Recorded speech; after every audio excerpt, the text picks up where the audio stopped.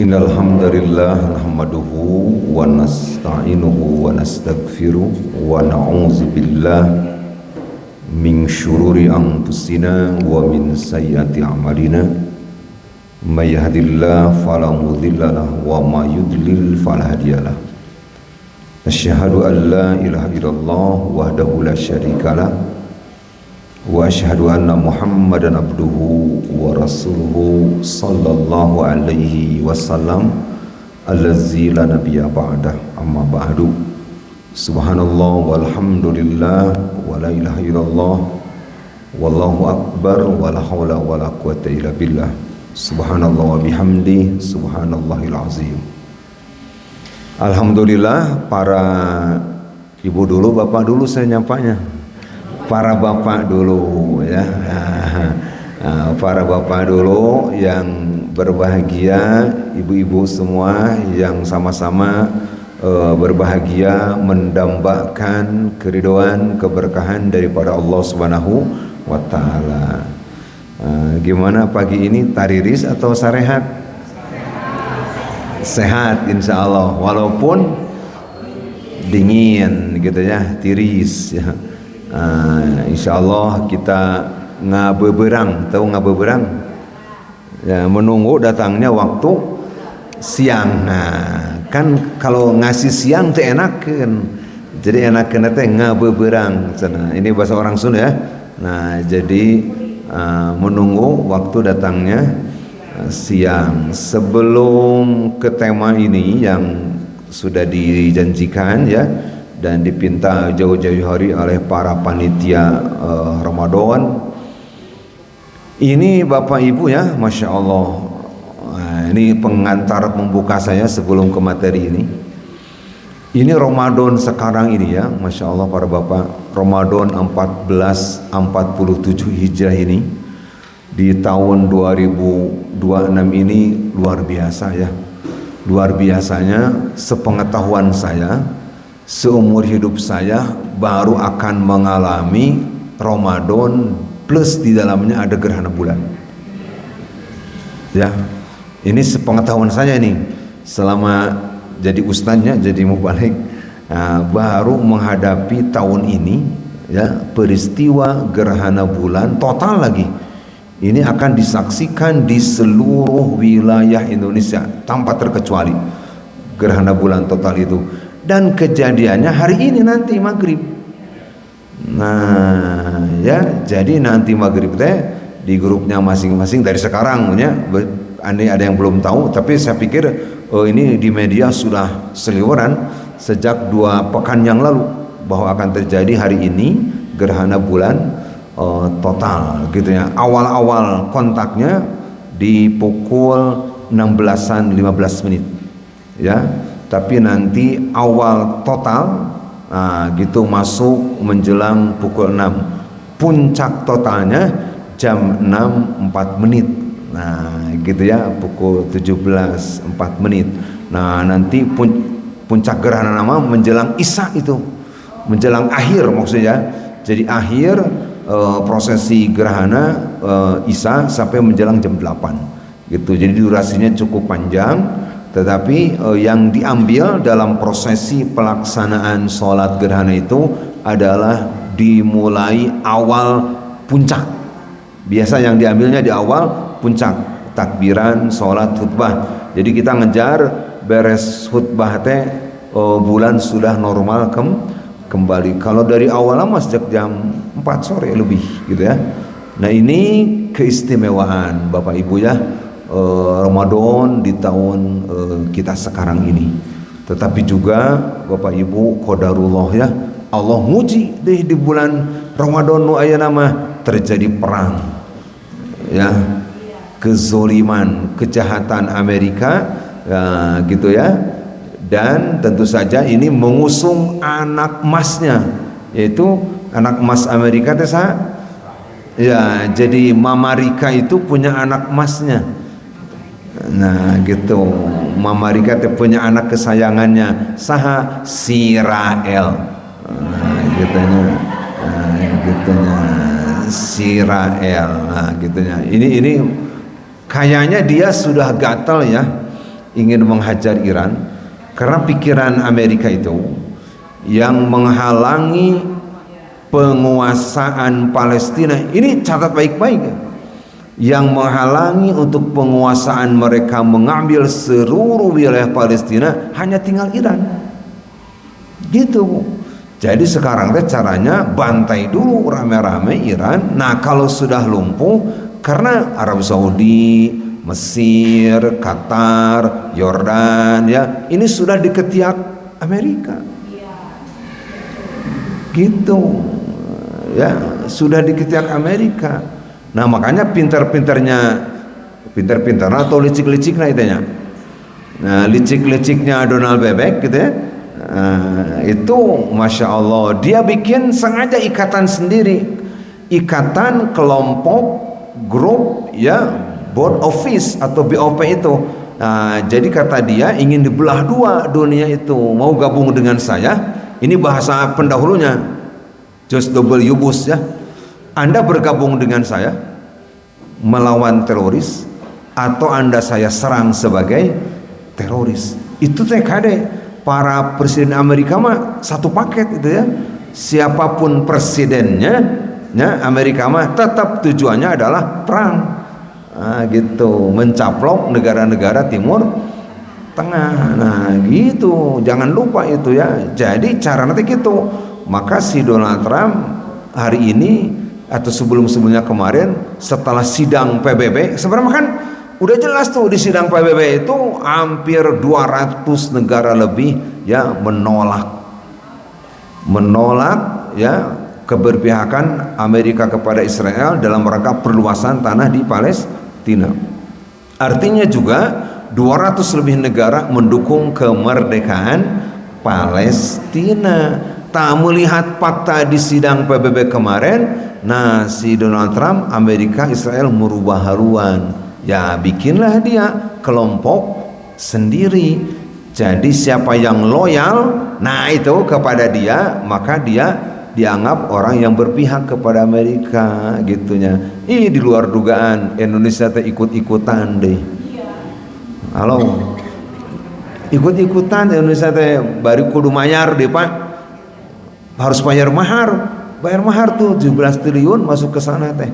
Qadarullah ini MUI asalnya menolak, ormas asalnya menolak keinginan Prabowo, tapi setelah didatangi sama Prabowo ya, satu demi satu lobby, akhirnya si ormas dan MUI sedikit melunak.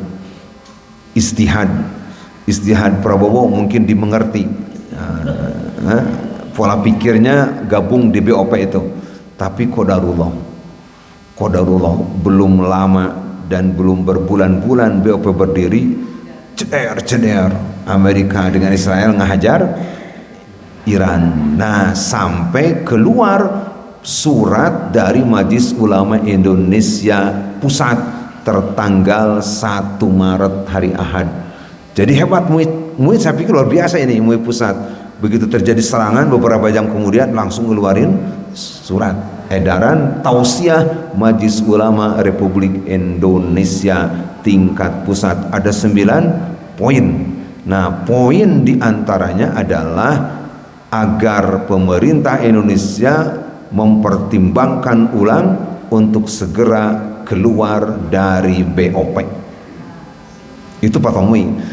Karena ternyata berdirinya BOP ini tidak sama sekali menguntungkan untuk perdamaian Timur Tengah gitu. Nah terus MUI membenarkan serangan balasan dari Iran ke negara-negara Teluk gitu. Kata MUI sesuai dengan Undang-Undang Keamanan ya PBB itu kalau Iran membalas atas kezaliman yang dilakukan Israel sama Amerika dan menyerang negara-negara Teluk, tujuannya tidak menyerang negara Teluk, tapi rudal-rudal Iran ditujukan kepada pangkalan-pangkalan Amerika yang ada di Qatar ya, di Oman, di Dubai, di Saudi dan sebangsanya. Jadi dibalas, diseranglah pangkalan-pangkalan militer Amerika yang ada di negara Teluk. Jadi tidak menyerang Saudinya atau Qatarnya, tapi nyasar pangkalan-pangkalan militernya. Nyada bongana atunya. Nah gitu, bahkan akhirnya kecaman dari dunia ramai sekarang. Gitu, negara-negara Eropa itu semuanya mengecam justru. Nah, Amerika dan Israel telah melakukan kejahatan internasional lagi dengan membunuh pemimpin Iran. Nah, terlepas buat kita para bapaknya Iran itu Syiah atau tidak, nah kan terlepas buat kita Iran itu Syiah atau tidak, cuma siapapun orang yang dizolim, gitu dalil nama. Siapapun yang dizolim, dianiaya, maka memang wajib ditolong dan dibela. Nya atuh pada bu seharusnya mah nu ngabela Palestina teh Arab Saudi. Harus nama negara-negara yang ahlus sunnah wal jamaah, harus nama Saudi. Pokoknya nama 42 negara Arab di luar Iran. Maaf ya. Jadi Liga Arab itu 42 negara Arab di luar Iran dan Irak. Harus nama ini ya, Liga Arab ini yang harusnya berjuang membela Palestina teh. Kok malah jadi ngahari jejeng Amerika gitu ya. Sidik eta teh penjahatna nu kedah di perangan. Dan lucunya di BOP itu, lucunya gimana Pak Bu? Kita ingin memerdekakan Palestina. Lucunya nih, kita ingin berjuang untuk kaum muslimin Palestina, tapi syarat nate kudu ngahiji heula jeung penjajah. Halo.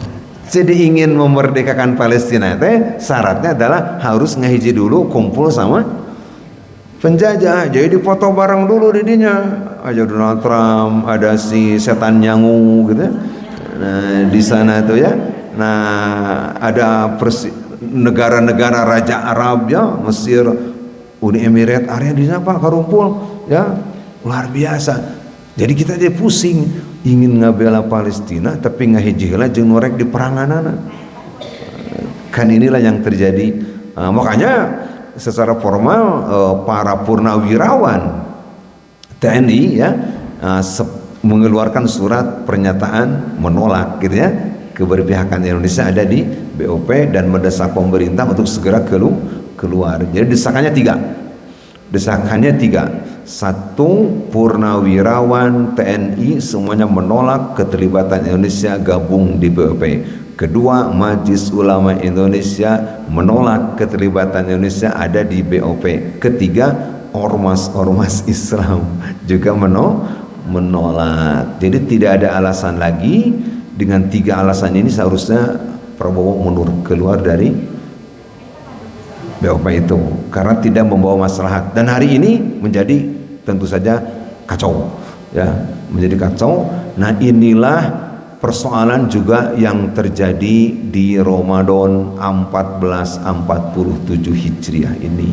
Satu sisi ada fenomena kebesaran Allah SWT, gerhana bulan total, di sisi lain ada tragedi kemanusiaan, dan tentu saja ini memicu lebar konflik perang yang berkepanjangan.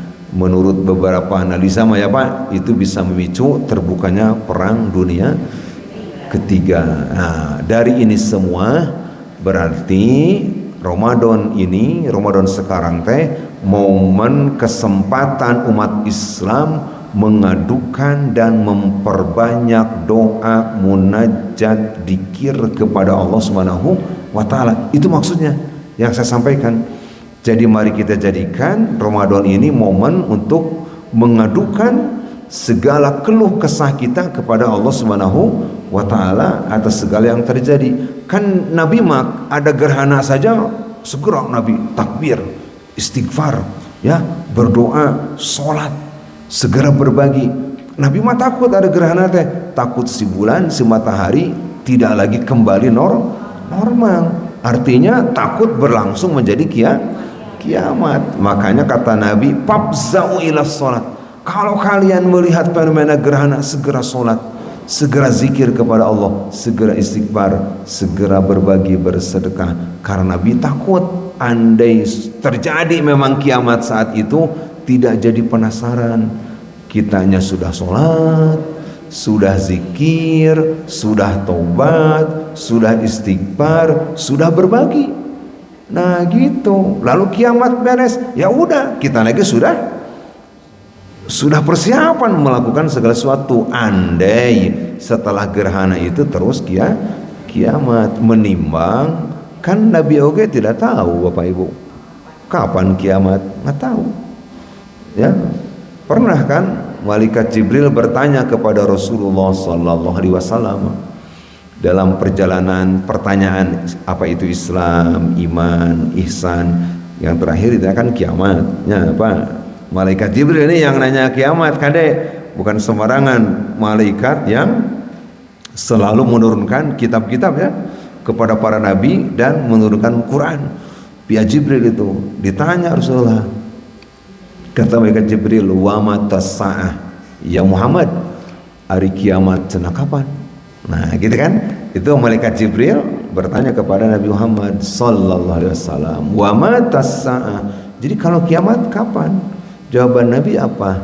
Diplomatis sekali, wal mas'ulu anha bi'a'lama minas sa'il. Oh, orang yang ditanya, kata Nabi Muhammad, tidak lebih tahu daripada yang bertanya. Itu tentang kiamat tuh. Orang yang ditanya tidak lebih tahu daripada yang bertanya. Jadi apa dua-duanya?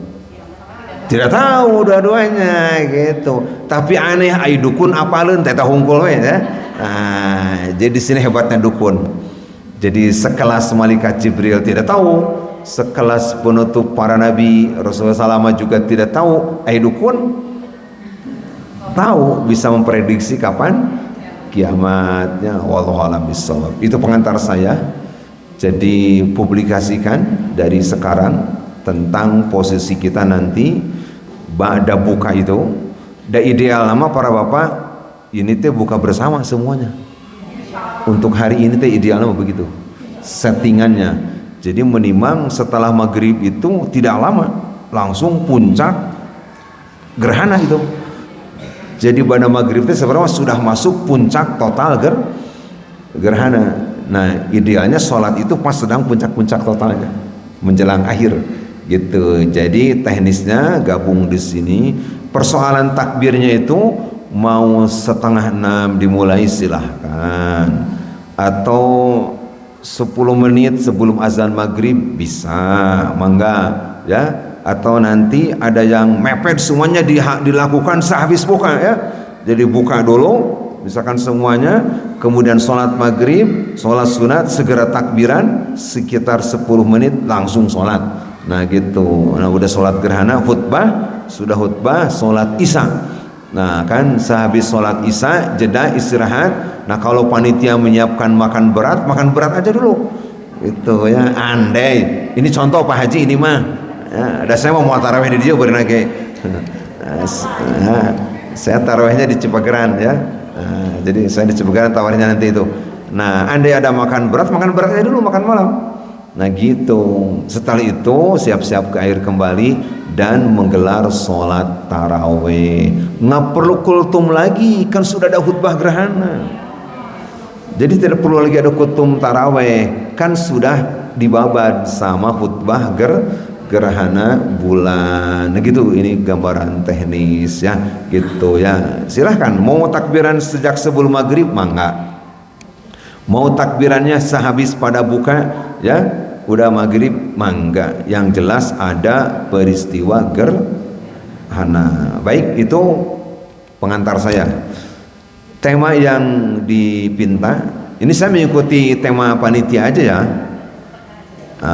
Jadi tema yang dipinta adalah orang yang bertakwa dipermudah dalam segala ujian. Ini bagian dari tema besarnya ya, Ramadan sebagai madrasah takwa kan gitu ya. Jadi saya cantumkan tema dari panitia nih. Jadi Ramadan sebagai madrasah takwa, menguatkan iman, ilmu dan amal. Apalagi tadi teh apa Bu, kalau sudah mau mendekati kiamat teh sok aya perang-perang gede-gedean kieu ya. Nah, nauzubillah min dzalik. Saya tidak tahu ibu-ibu kabagian lebaran kene atau henteu ya. Saya takut ada rudal nyasar ya. Ya, nauzubillah min Zalik gitu ya. Ini ya Kementerian Haji saja sudah mengumumkan kan, Kementerian Haji sudah mengumumkan. Jadi warga Indonesia yang sedang umroh di sana, Anda merasa terganggu, jangan khawatir. Jika penerbangan pulang agak ditangguhkan, delay, itu tetap visanya diperpanjang. Andai situasi untuk pulang terganggu, ya. Jadi udah disiapkan segala sesuatunya oleh pemerintah Indonesia terkait jemaah haji yang sedang di sana, yang sedang umroh. Masya Allah ya, ini dahsyat luar biasa juga. Nah, ini tambahan yang belum saya informasikan. Umroh terbesar umroh terbesar Ramadan tahun ini, Mekah Madinah dihuni 11 juta. Ini terbesar ini rekor jemaah umroh Ramadan ini ya, 1447 Hijrah ya, qadarullah. Jadi ini masyarakat dunia sudah banyak di sana, jadi makanya dikhawatirkan ada yang terlambat pulang, visanya sudah siap diperpanjang. Oh, dahsyat luar biasa. Dulu upaya umat Islam membela Islam di Indonesia kumpul di Jakarta itu ya, itu 212 itu sampai 13 juta itu ya. Puncak reuni 212 ya, saat itu di zamannya Cep Ahok gitu ya. Mempermasalahkan Islam. Nah, itu umat Islam sampai 13 juta dihitung via drone ya. Nah, berarti yang umroh di Mekah Madinah menyamai jumlah umat Islam 212 yang saat itu ramai di Jakarta membela hanya satu ayat, membela Al-Maidah ayat 51. Nah, luar biasa ya. Nah, itu panggilan nurani ya, panggilan nurani. Jadi ini rekor umroh terbesar dari sepanjang sejarah Ramadan adalah tahun ini. Alhamdulillah. Jadi insya Allah pemerintah Indonesia juga sigap nih untuk menenangkan batin jamaah yang sedang umroh andai tersendat pulang. Jadi visanya ditambah di sana. Kita lihat ibu-ibu, orang yang bertakwa, ini judul sudah disoroti ya. Orang yang bertakwa akan dipermudah dalam menghadapi ujian dan cobaan kehidupannya. Pertama, Bapak Ibu, kalau berbicara ujian dan cobaan, nah ini teh kerangka berpikir kita teh kudu iman. Begitu. Jadi benar, hidup mah tempatnya ujian, hidup mah tempatnya cobaan. Hadirnya manusia ke dunia memang diuji, memang dicoba, akan mendapatkan ujian. Sejak manusia pertama, moyang kita ya, leluhur kita Nabi Adam alaihissalam dan Ibu Hawa itu juga sudah ujian. Memang Allah sengaja bikin setan itu sengaja diadukan yang para bapak mau diadukan dengan ibu-ibu. Nah, itu masyarakat Allah yang mau-maunya, nggak bisa dilawan Allah mah, karena ada ayat yaf'alu ma yurid, Allah berbuat menurut apa yang dia kehendaki. Tahu Pak Bu, salah satu sifat Allah apa? Al-Jabbar. Iya, maha kuat. Terjemah Al-Jabbar itu sebenarnya malah mau disaklekeun mah maha memaksa. Al-Jabbar teh, jadi terjemah umumnya Al-Jabbar teh maha kuat. Jadi sebenarnya Al-Jabbar teh otoriter terjemahnya teh. Jadi Allah punya sifat Al-Jabbar, yaitu yaf'alu ma yurid, akan berbuat menurut yang Allah kehendaki. Kenapa mesti di Cimencerang itu di Gede Bage dinamai Al-Jabbar? Karena berada di wilayah Jawa Barat.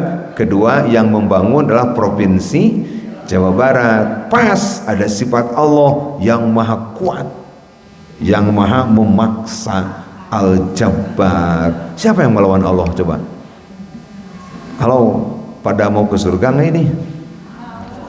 Pada mau ke surga, nyawayah namanya harus mengikuti pokoknya Allah, kudu berhadapan dengan setan. Gitu. Kalau mau ke surga harus berhadapan dengan setan, dan kita diuji nih. Nah, jadi kok Allah teh sengaja dibentur-benturkan. Ya itu mah Allah mau-maunya. Gitu. Kita tidak bisa melawan ya. Nggak bisa melawan. Nah, hadapi ujian demi uji ujian kalau mau ke surga lah gitu. Dan Nabi Adam ke sabarama dulu teh akan tinggal di sana atuh da. Dasare bapak orang baheula atuhnya halo. Nah, bapak orang lain bapak aing kade. Bapak orang, bapak kita Nabi Adam. Nah, kalau bapak aing mah ini Gubernur Jabar ya. Nah ini, tapi juga itu sudah skenario Allah di Pak ya. Udah skenario Allah. Dibikin Nabi Adam, dibikin Siti Hawa, ditempatkan di surga, diberi fasilitas dengan semuanya diberikan, silahkan yang mau semuanya dimakan kecuali wala taqraba hadihi syajarata. Omat ya, tahu omat? Bahasa Indonesia bahasa omat teh.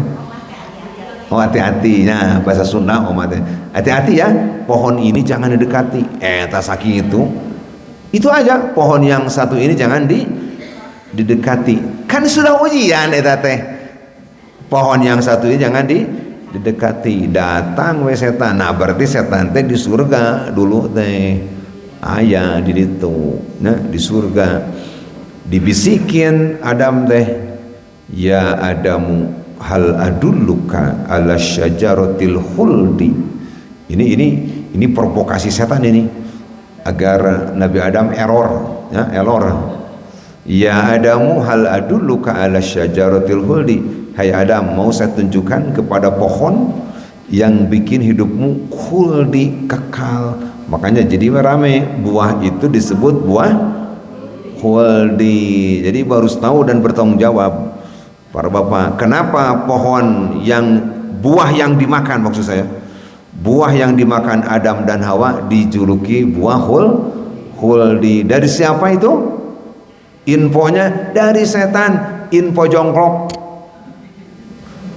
info untuk menghancurkan nama baik Adam. Jadi di surat Toha itu ketemukannya. Hal aduluka ala syajaratil khuldi. Mau jangan Adam saya tunjukkan kepada pohon yang bikin kamu kekal. Bukan sekedar itu, kata setan, wa mulki layabla. Kamu akan jadi raja untuk selama-lamanya. Oh palingannya saban pemilu hayang jadi raja we selamana. Terus ayatina Quran. Nah, akhirnya kata setan, itu buah itu yang Allah larang, itulah sesungguhnya kamu kalau memakannya jadi kekal dan abadi. Ternyata yang paling ngotot tertarik teh istrinya Siti Hawa. Teh nu paling merangsang teh. Halo. Yang paling ngebet kepada buah itu ternyata istrinya Siti Hawa gitu. Makanya ketika sudah terjadi ya dan Adam tertipu, ya Allah nanya heula ke Nabi Adam. Ini yang tidak tahu dalam banyak riwayat. Di hadis-hadis Allah nanya dulu. Jadi siapa cenah Adam yang memulai? Gitu. Istri saya cenah. Kata Nabi Adam teh, itu Hawa yang ngotot. Bener Hawa? Hah? Nyapan setan teh nipu. Jadi kena prank lah gitu. Kena prank oleh setan. Ya itu godaan memang. Itu ujian. Ini ujian nih. Awalnya dari sana, saya bicara ujian dari sana. Jadi akhirnya dihukumlah. Nah ini yang tidak banyak tahu kita. Dihukumlah Siti Hawa oleh Allah. Caranya apa? Wahai Hawa, gara-gara kamu yang mendorong Adam untuk memakan buah itu, maka kamu hukum dengan setiap kali kamu mengandung dan melahirkan akan merasakan rasa sakit. Nah gitu. Nawe ibu-ibu turunan Siti Hawa. Nah jadi setiap kamu ngandung dan melahirkan, kamu akan merasakan sakitnya. Ngandung nggak enak, melahirkan enak. Para bapaknya gitu ya. Gitu ya. Itu fakta-fakta ujian dan diusirlah semuanya. Itu dikisahkan di Al-Baqarah, di Al-A'raf, di surat Toha, di surat Al-Qasas, di surat Asy-Syu'ara, ya, Al-An'am dan banyak surat lain mengisahkan Adam diusir dari surga. Itulah ujian pertama. Lalu turun ke kita. Apa kita di dunia tidak ada ujian? Nah, makanya kudu takwa. Dengan tema ini, orang yang bertakwa akan dipermudah dalam menghadapi ujian. Jadi bukan berarti tidak ada ujiannya ya, kade. Tong disimpulkan gitu. Oh, berarti sana mun takwa mau diuji. Ujian mah tetap aja. Anak sekolah ya ngaku di lembaga itu, selama dia terdaftar dan memang ada, dia akan menghadapi ujian hingga kelulusannya gitu ya. Jadi wayahna we peserta sebuah siswa dari lembaga pendidikan akan diuji kemampuan belajarnya dari kelas 1 naik kelas 2 naik kelas 3, demikian juga SMA-nya atau SMU-nya atau pesantren tingkat aliyahnya atau mualimin istilahnya pesantren 1 2 3 ujian sampai nanti punya syahadah, punya ijazahnya ngarah asli halo ya. Nah, biar punya ijazah ngarah asli dia diuji gitu ya. Ada soal ujian ternyata asli ijazah teh sebab diuji ya gitu kan. Kan ijazah teh bukti kelolosan dari sebuah lembaga pendidikan gitu ya. Nah, eta kan ijazah maksudnya kan begitu. Jadi dia akan diuji, dicoba selama kehidupannya. Tapi kalau takwa kita dimudahkan ya. Jadi berat memang ujian mah, tapi akan diberikan kemampuan. Ini ayat yang kita baca di tema ini, surat At-Tolak, ujung ayat 2, ini teh gabungan. Ujung ayat 2 disambung ke awal ayat 3. A'udzu billahi minasy syaithanir rajim. Bareng.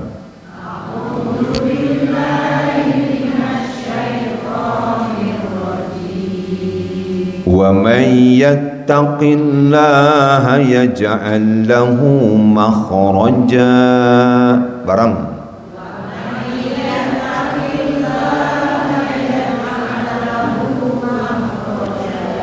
وَيَرْزُقْهُ مِنْ حَيْثُ لَا يَحْتَسِبُ.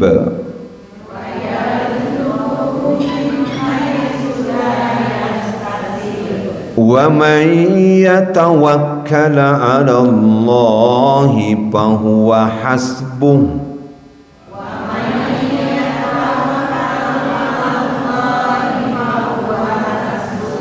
إِنَّ اللَّهَ بَالِغُ أَمْرِهِ.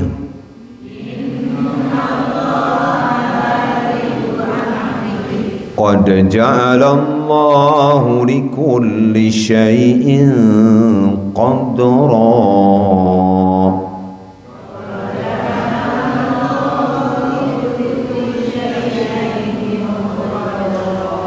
Ibu-ibu, boleh siapa yang mau baca terjemahnya? Nggak perlu ngajajar tiri-tiri itu, silahkan yang mau aja. Ini bukan Riyadhus Shalihin, ini bebas. Siapa yang mau baca terjemah silahkan gitu aja. Oke, bangga.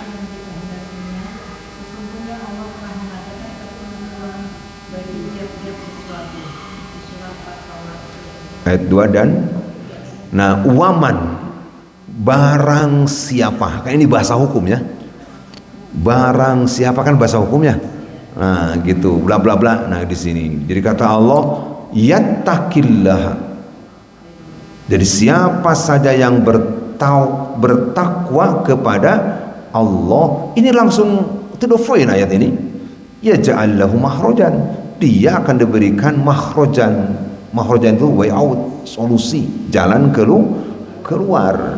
Dia setiap punya masalah, orang takwa ku Allah diberi jalan. Nabi Musa itu dikejar-kejar itu oleh Firaun. Puncak kemarahan Firaun ya habis kesabarannya Firaun. Jadi pokoknya mah asa kacau lah pokoknya mah gara-gara Musa teh ya.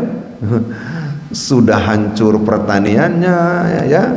Itu kan sepanjang diingatkan ku Nabi Musa teh Firaun teh wah babak belur atuh ya, hasil pertaniannya gandumnya diserang oleh ulat Baca di Al-A'raf ya, diserang ulat, diserang oleh ini apa simutnya naon?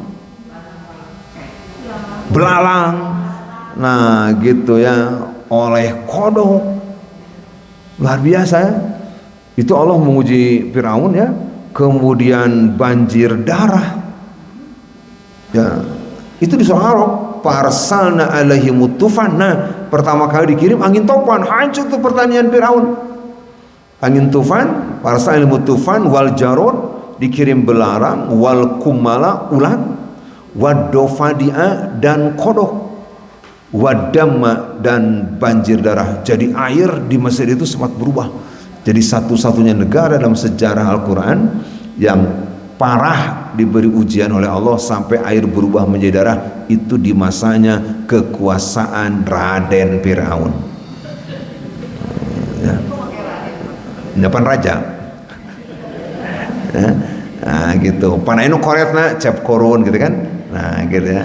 Nah itu satu perjalanan, satu masa gitu ya. Nah itu Pak, ganti-ganti itu. Dan ternyata Firaun tetap berdegong. Tahu berdegong? Wah luar biasa bandelnya ya. Udah hancur dengan angin topan, oleh belalang, oleh ulat, oleh kodok, air dirubah menjadi darah, masih juga ngeyel. Nah gitu. Dan akhirnya ngejar, ngambak tiatanya, puncak kemarahannya akhirnya dikejar Nabi Musa. Jadi untuk saat itu mah mau dibunuhnya semuanya gitu ya. Diikuti oleh Firaun bagian udwan, kedendaman dan marah yang luar biasa sampai ke mentok, mentok di pinggir pantai. Di sini ujian dirasakan oleh Nabi Musa sebagai pemimpin. Kemana deui cenah lompat ini? Kemana kita berlari? Sebagai pemimpin kan biasa bakal disoroti ya. Pasti Bapak Ibu para ikut jemaah haji, umroh, kan pemimpin mah. Tahu pemimpin, pembimbingnya kan jadi sorotan. Kalau benar dipuji, benar dihujat, dibis, dicarekan. Dua kali saya jadi pembimbing haji Pak, dicarekan we ku jamaah teh tarimakeun we gitu ya. Itu ya, di bis ada masalah marah mengguru tuh, di hotel nggak kebagian tempat atau kebagian tempat kucuna usah ini tempatnya kotor pada bau, ada orang itu apa mimitina teh tempat satunya di bau jeung kotor, anger ketua rombongan disalah. Tak gitu pemimpin teh. Ini kan pertaruhan antara hidup dan mati. Akhirnya bener tuh si Bani Israil udah gede amak. Yahudi gitu baheula teh. Kata Nabi Musa teh sabar luar biasa ngabimbing Bani Israil yang sekarang sisa-sisana teh nya. Israel ya. Nah, sisa-sisanya tuh. Nah, Israel itu ya. Israel itu. Gimana Musa? Ata langsung marah tuh. Kamu cenah ini salah bawa peta. Nah, udah namanya mau Google Map-na salah kalah mentok ke laut. Nah, Firaun dengan segitu banyaknya, wah udah Musa mati kita semua. Tah kan ruas Nabi Musa dibilang gitu. Udah Musa mati kita semua. Tapi hebat Nabi Musa, kalla tidak. Tah eta keberanian pemimpin. Tidak. Nah, Allah akan menolong saya. Gitu. Gimana ini? Nabi Musa kayak bingung sebenarnya di sarua. Kumaha teh da geus pinggir pantai bener tah karena dia bertakwa. Nabi Musa, "Hei Musa, tongkat yang kamu bawa itu pukulkan ke laut." Tah, itu pertolongan namanya. Kan di luar dugaan. Enggak dijanjikan sebelumnya ku Allah karena Musa. Kalau Musanya lompat ke ditu ka laut, terus engke takol. Teu kitu, Pak. Enggak. Sarua we diberi stres heula Nabi ge. Halo. Sama Nabi juga diberi sepor jantung dulu, nggak diberi tahu dulu. Dan ternyata gitu cara Allah menguji hambanya. Udah mentok, udah dirasa putus asa, ya akhirnya ja'an nasruna. Itu konsep Quran. Sudah merasa putus asa para nabi, ja'an nasruna, datang pertolongan kami. Pukulkan tongkatmu itu. Akhirnya terbuka laut, jadi daratan. Masuk tuh, makanya ada film dulu The Ten of Commandments ya, sempat viral video itu, pasti pernah nonton semuanya. Jadi pintar ngerjain filmnya, lautan dipukul tongkat langsung akhirnya mau minggir ya, dan jadi jalan muter Musa kembali lagi ke Mesir untuk kasih tuh aksan ka dieu ka Cimahi henteu. Nah, kade kejauhan eta menyasar mulai lautan ya. Jadi masuk lalu mutar kembali. Nah, fa'at bahu fir'aunu adwan ya bagwan wa adwan, kebencian dan kemarahan masuk ke tengah, tutupkan. Jadi itu siksaan terakhir buat Fir'aun setelah sebelumnya 5 hal tidak digubris, akhirnya ditenggelamkan di lautan. Nah, menurut ulama tauhid akhirnya fitrah keimanan yang ada dalam jiwa Firaun itu muncul ke permukaan. Ini kajian tauhid, Pak. Jadi gini, sudah menjadi takdir Allah sejak zaman Nabi Adam manusia diberikan benih tauhid. Udah ada semuanya.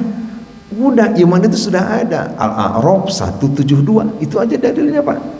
Catat baik-baik. Jadi setiap Allah menciptakan manusia udah ada potensi beriman.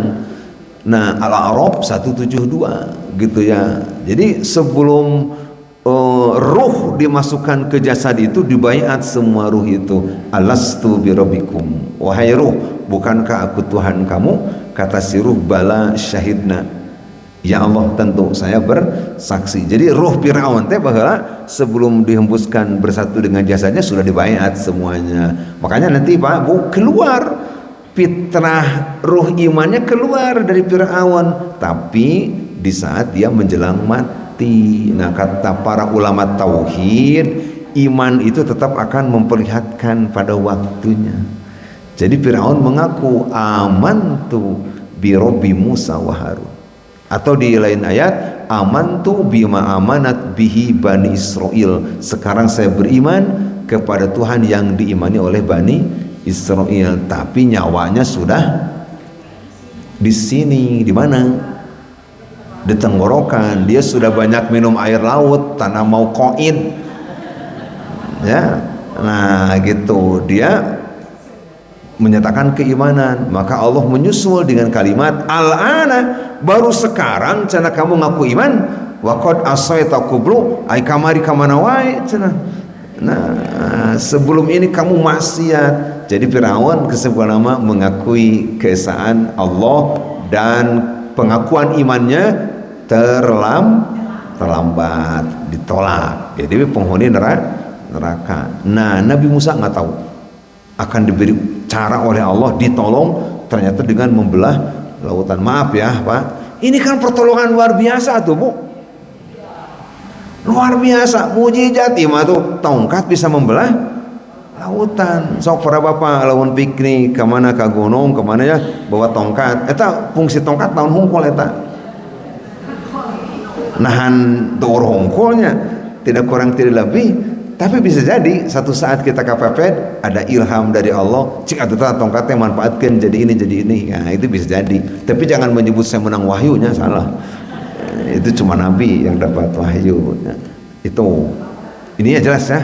Ini fakta.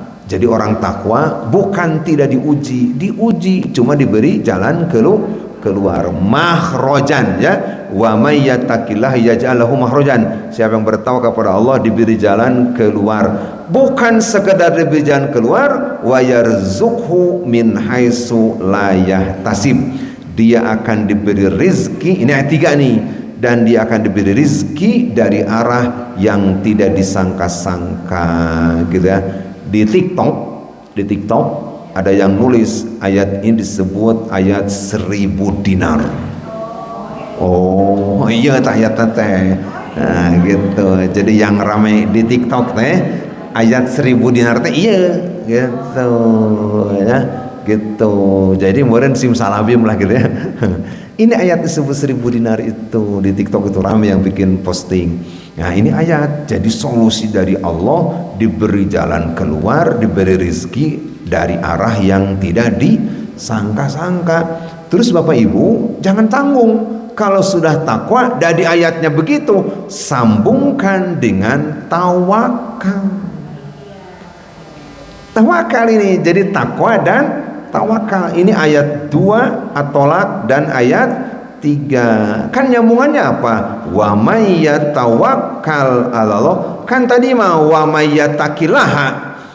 Siapa yang takwa, tapi di sini mah wa may yatawakkal 'alallah, siapa yang bertawakal, bersandar, bergantung setelah ikhtiar, usaha, bertawakal kepada Allah. Kan ada ayat fa idza azamta fatawakal 'alallah, kalau bertekad bulat, sudah mau punya rencana, bertawakal kepada Allah. Orang yang bertawakal kepada Allah, fahuwa hasbuh, maka dia Allah yang akan mencukupi segala kebutuhannya. Luar biasa ya, takwa dan tawakal memastikan diri, kata Allah, fahuwa hasbuh, dia Allah yang akan mencukupi segala keperluannya. Innallaha balighu amri, Allah sudah menyampaikan segala urusannya. Qad ja'alallahu likulli syai'in qadra, dan segala sesuatu yang terjadi di bumi sudah ada takarannya. Udah ada takarannya. Kita akan diuji, tapi tidak akan melebihi kemampuan kita, para bapak, ibu-ibu. Karena ada ayat di Al-Baqarah terakhir, la yukallifullahu nafsan illa wus'aha. Halo para bapak dulu ya. Kalau para bapak di usia senja ini, usia senja atau di usia maghrib ya? Apa? Hah? Maghrib, hari isama atau 100 tahun. Nah, jadi kalau para bapak diuji di usia senja atau maghrib, berpindah-pindah, kemarin saya pusing, ya, cek bapak teh, akhirnya jadi cangkeng, sakit pinggang, tiba-tiba tadi masuk angin, terus saya bolak-balik ke Jamban, tak eta teh kondisi di mana yang Allah berikan kepada para bapak menurut takaran Allah, bapak teh sanggup kene. Kalau pusing akhirnya normal deh. Kan itu teh la yukallifullahu nafsan illa wus'aha. Nah, kemudian lama-lama si punggung teh, pinggang teh sembuh lagi. Kemudian pening teh sudah hilang. Besok-besok ratul teu punggung misalkannya.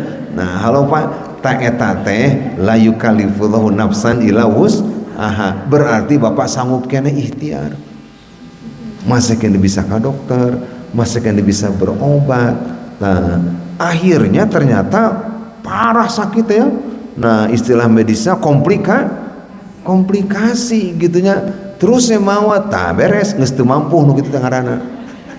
Nah, komplikasi, akhirnya meninggal dunia. Selesai, berarti Allah selesai, dia sampai pada tahap kemampuannya. Ibu juga sama begitu, berpindah-pindah dari satu keadaan ke keadaan yang lain. Harus ridho, dan Allah tidak akan membebani ujian kecuali menurut kadar kemampuannya. Tepo-tepo kan ada saum teh jadi batal cenanya, dan tiba-tiba sakit, wios, dah Quran sudah memberikan solusi kan. Paman kana minkum maridon, hebat bab saum teh. Awala safarin, siapa yang nanti sakit ketika Ramadan atau dalam perjalanan karena melelahkan perjalanannya, udah batalkan, jangan maksa, ganti aja di hari yang lain. Ada yang qada gantinya teh, ada yang dengan fidyah. Udah hebat ini syariat. Karena Allah yuridullahu bikumul yusra, Allah menginginkan kemudahan. Wala yuridu bikumul usra, enggak, can Allah mah tidak akan mepet-mepet kamu ditekan kepada kesulitan. Ini namanya makhrojan, jalan keluar, diberi rezeki dari arah yang tidak disangka-sangka. Dan yang bertawakal kepada Allah, Allah jaminannya fahuwa hasbuh, dia Allah memberikan jaminan kecukupan gitu. Lanjut Bu, baca penjelasan orang yang bertakwa. Siapa ganti Bu yang baca. Orang yang bertakwa akan memiliki ketenangan hati, kesabaran dan kekuatan dalam menghadapi ujian. Mereka akan selalu mengingat Allah dan berharap pada rahmat-Nya, sehingga mereka tidak akan merasa putus asa atau takut. Iya, itu penjelasan tambahannya. Jadi ku Allah teh diberi kesabaran, hatinya tenang. Ujian mah tetap ada, tapi hati tenang, tetap sabar, malah ada kekuatan untuk menghadapi ujian gitu ya. Sehingga nggak ada istilah putus asa. Maaf ya, orang Islam hebat, seberat apapun ujian, alhamdulillah nggak ada yang sampai mengakhiri sampai ke bunuh diri, nggak ada. Maksud saya kalau bener agamana gitu. Ngajinya benar, tanya beragamanya benar. Nggak ada sampai dia bunuh diri, mengakhiri bunuh diri. Sebagai bangsa, misalkan negara yang besar ya dan muslim yang mayoritas di Indonesia, namun benar ngaji dan Islamnya seperti ini, nggak ada sampai bunuh diri. Tahu itu Allah. Di balik musibah ada banyak cara mendapatkan kemudahan dan keringanan. Maaf ya, beda nanti dengan karakter orang-orang yang kafir atau bukan orang Islam, bukan orang beriman. Maaf, kita tahu dan viral. Orang Jepang konon katanya kalau sudah mentok dia bunuh diri, apa namanya? Harakiri ya. Kenapa tidak harakanan?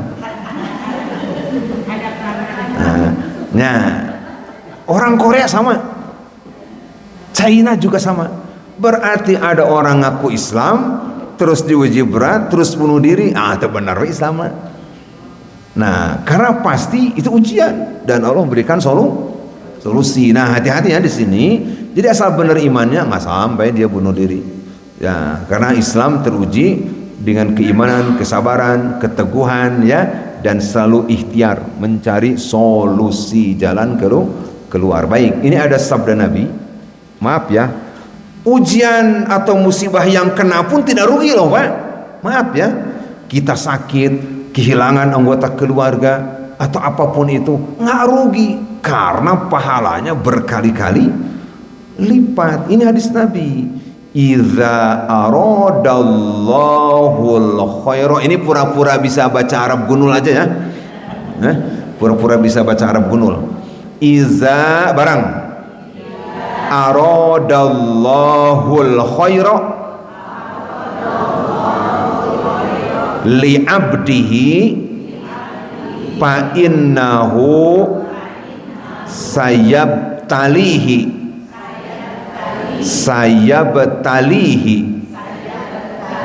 liyutahhirahu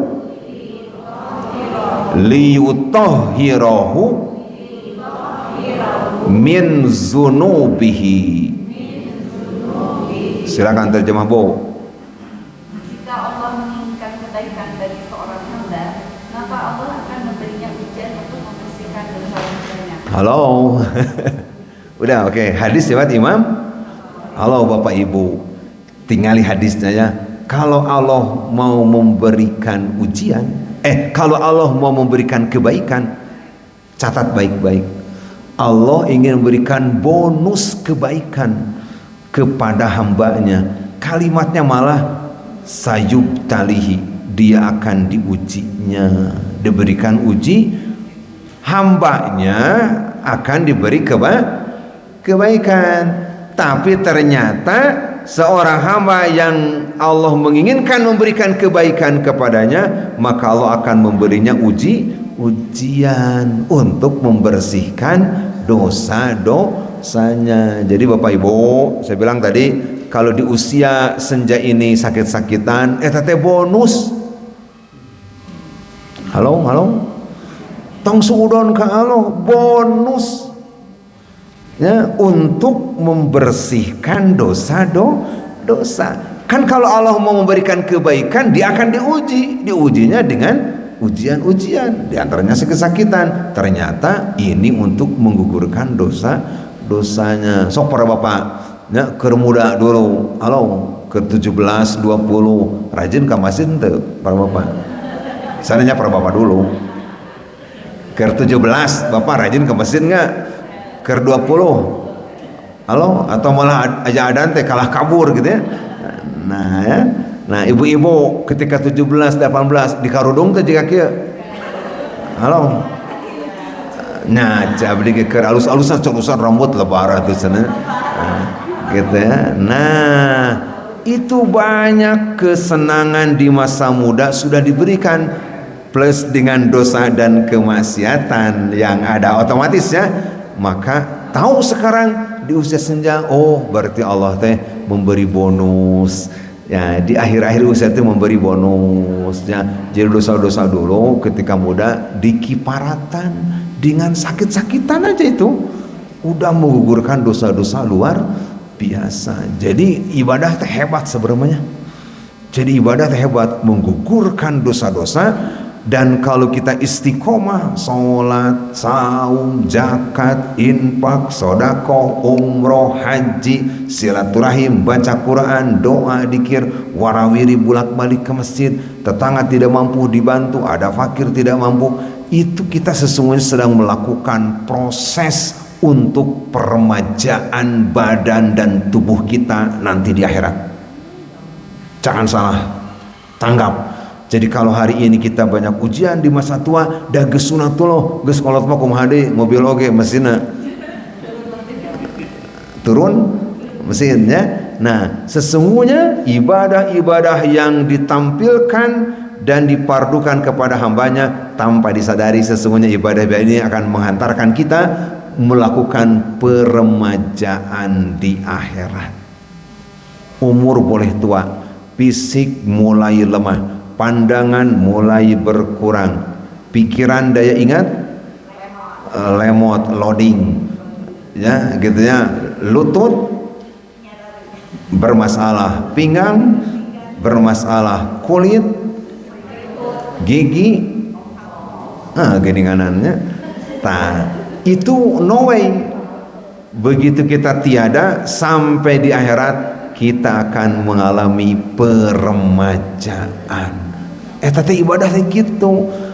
Hari ini ada ibu dan bapak yang usianya 61, hari ini ada yang 71, hari ini ada yang 81. Ini si angkanya hijrah pindah ke depan semuanya. Hanya di surga itu yang 61 jadi 16, yang 71 jadi 17, yang 81 jadi 18. Jadi para penghuni surga mutlak adalah terdiri daripada remaja putra dan remaja putri, 16, 17 dan 18. Moal aya aki-aki jeung nene-nene. Itu kepastian di surga. Jadi kenapa kita merisaukan masa tua hari ini dengan sakit-sakitan? Sing ikhlas, ridho, Allah mau bager, surprise, engke di surga diremajakeun. Oh, jangan ditanya tuh, bahunya tegap kembali. Ini hikmah di balik ibadah. Tapi kalau tidak mau ibadah, malah kafir, selesai dia. Sudah sakit-sakitan, sudah tidak ikhlas, sudah tidak sadar, mati dalam keadaan tidak iman, babaskeun kana neraka. Ini kelebihan orang Islam di sini. Jadi saya sudah mengkaji banyak ya. Oh, ternyata surga mah diteliti dari Quran, dari hadis, nggak ada kakek-kakek nenek-nenek. Nggak ada. Surat Al-Waqiah menyebutnya uruban atsroba. Kami ciptakan mereka abkaron. Ibu-ibu di Quran disebutkan akan diciptakan menjadi abkaron, gadis-gadis belia. Para bapak menjadi pemuda-pemuda yang gagah, ganteng, luar biasa. Ketika mereka bertemu uruban atsroba, mereka sebaya gitu ya, luar biasa ini ya. Masih ingat awal beker? Gitu. Nah, itu kan 17-an ya. Ideal itu pada kuat, pada ngotot, prianya, perempuannya. Ai geus kieu mah kumaha atuh. Gitu. Nah, itu perlu hari ini takwa, perlu hari ini tawakal. Karena biarlah dunia mah ada yang meninggal, ada yang sakit, ada yang musibah, dak bakal berakhir. Tetapi catat, seluruh ibadah yang kita lakukan, hakikatnya Allah akan menjadikan kita orang-orang yang mengalami peremajaan di surga untuk selamanya. Jadi ibu-ibu hari ini ya, yang asalnya glowing jadi gulawing, nggak ada masalah gitu ya. No way. Kan dulu kan glowing 17 sampai 30 banyak. Nah, hari geus 60 kali jadi gulawing. Jangan jadi masalah. Nah gitu. Nah para bapak seperti itu. Dunia sementara gitu ya, gitu. Oleh karenanya wajib ke surga dengan berbekal menghadapi ujian-ujian hidup, takwa dan tawakal. Ya, paham sampai di sini? Kitu tah ibadah teh. Sabar we nama lah. Halo, sabar. Sakit deui kaki, sabar. Bengkak deui asam urat, sabar. Kambuh lagi kolesterol, sabar. Aduh sana jantung ya berdebar, sabar. Kenya pada akhirnya mah engke berakhir. Cuma sing ridho mautnya. Nya sing ikhlas. Lamun teu maut moal ngora di surga. Saburang terus hirupnya. Nah, jadi harus mati dulu baru sampai ke surga. Masih ada yang takut mati? Masih ada yang takut menghadapi kematian? Emak anyar di kasurgakeun sieun. Enggak, dunia mat naonan atuh. Ya. Nanti ada penghuni surga paling sedikit kapling surganya kata Nabi adalah 10 kali lipat istana raja-raja di dunia. Itu dibocorkan. Buat siapa? Kapling paling sedikit di surga ini buat orang yang paling terakhir keluar dari neraka. Ai para bapak memang aya cita-cita heula gitu transit kadinya. Nauzubillahimin. Ini mah buat yang terpaksa karena dosa-dosanya terlalu banyak, dia laundry heula di neraka. Laundry dulu di neraka sampai dosa-dosanya habis, ya. Iya, di laundry dulu dan baru dikeluarkan. Yahruju minan nar, dan akan keluar dari api neraka man kana fi qalbihi, yang ternyata dalam hatinya masih tersisa misqala habatin min khardalin min imanin, ada satu butiran dari keimanan. Itu Quran Islam menghargainya luar biasa. Keluarkan dari neraka dan dimasukkan ke surga dengan tempat 10 kali lipat istana raja-raja yang dihuni di dunia. Jadi para bapak ibu-ibu, insya Allah kita akan punya tempat lebih daripada 10 kali lipat istana Bogor. Nah, apa istana presiden? Apa namanya? Istana Bogor apa? Ada yang pernah masuk? Pernah? Bagus. Luas banyak? Lumayan. Tah eta teh nu paling saeutik teh anu kitu ge dia akan tinggal dulu dina. Nah, buat yang tidak ke neraka dulu jangan ditanya, mungkin 100 kali gitu. Usah cenah capek atuh lega-lega teuing. Ayeuna mah capek dunia teu urang ge moal kuateun. Pantai dieu teh semuanya mudah. Itu hebatnya surga ya. Dahsyat luar biasa ini. Oke, kita lanjut. Jadi siap menghadapi ujian itu dengan takwa dan tawakal. Karena hakikatnya kita akan senangnya nanti di sana gitu. Ganti jika jadi oke. Yang belum baca silakan. Jika kita sedang menghadapi ujian, mari kita tingkatkan ketakwaan kita dan berharap kepada Allah Subhanahu wa taala. Insya Allah kita akan dipermudah dan diberikan kekuatan untuk menghadapi. Masih lanjut. Ya terus. Barang siapa yang bertakwa kepada Allah dalam semua apa yang diperintahkan kepadanya dan meninggalkan semua apa yang dilarang baginya, maka Allah akan menjadikan baginya jalan keluar dari urusannya dan memberinya rezeki dari arah yang tidak disangka-sangkanya, yakni dari arah yang tidak terdetik dalam hati. Tidak terbayang dalam hati, kok akhirnya malah dapat rezeki di luar dugaan. Jadi siapa tahu para bapak setelah kajian ini menjelang lebaran tiba-tiba ada yang bikin THR, ada yang ngasih THR ke kita di luar sangkaan gitu. IPT isinya emas 2 kilo misalnya, gitu ya, itu kompensasi dari pertambangan emas misalkan. Cenah usah ngalamun, tidak ngalamun bisa jadi bener ya. Bisa jadi saja, tapi jangan muluk-muluk lah. Sehat oge eta teh bonus luar biasa. Oke, ganti ganti di dalam kitab Musnad. Dalam kitab Musnad, Imam Ahmad disebutkan bahwa telah menceritakan kepadaku Mahdi ibnu Ja'far, telah menceritakan kepada kami Al-Walid ibnu Muslim dari Al-Hakam ibnu Mushaf, dari Muhammad ibnu Ali ibnu Abdullah ibnu Abbas dari ayahnya, dari kakeknya yaitu Abdullah ibnu Abbas, yang mengatakan bahwa Rasulullah Shallallahu Alaihi Wasallam pernah bersabda, Man aksaro barang minal istighfar ja'alallahu lahu, maaf itu bukan man tapi min, dibenarkan, diluruskan tanda bacanya, bukan man tapi min. Nah, biasa tanda salah tanda baca ya baik.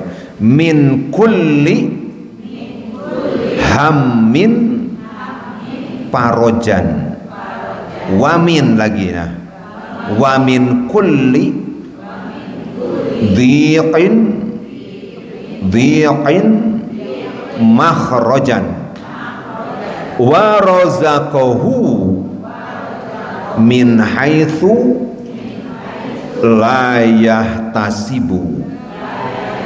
Jadi saya ulang bacanya, man aksaro, bukan min ya, man aksaro minal istighfar, man aksaro, benar itu ya, man aksaro udah betul, minal istighfar ja'alallahu lahu min kulli hammin parojan wa min kulli dhiqin mahrojan wa razaqahu min haitsu la yahtasibu. Ganti, siapa yang dari jamaah?